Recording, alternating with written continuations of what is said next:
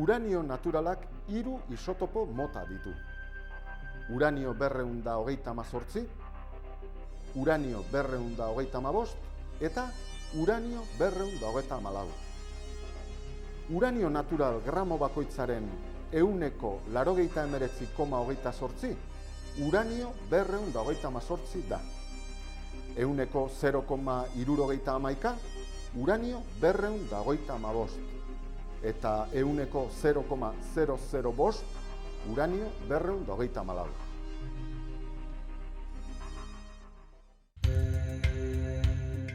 Bakarka edo antzekoekin molekuletan kombinaturik existi daitekeen elementu baten zati txikiena da atomoa. Protoiak eta neutroiak biltzen diren nukleoaz eta horren inguruko elektroiez dago osatua.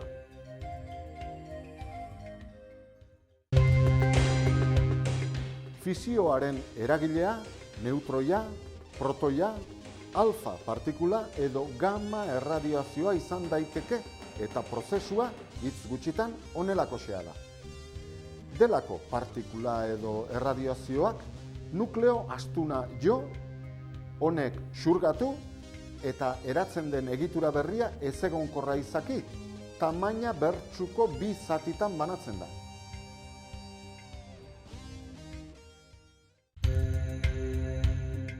Nukleo arinek, hidrogenoak edo haren isotopoek, deuterioak eta tritioak adibidez, bat egin eta nukleo astunagoa eratzen dutenean, energia askatu egiten da.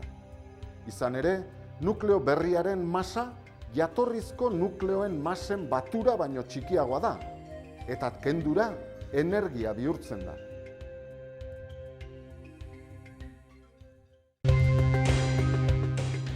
Fusio erreaktoreak inoiz lortzen badira, elektrizitate sarera konektatzean energia iturri agortezina lortuko dela esan dezakegu. Horrek dakarren guztiarekin.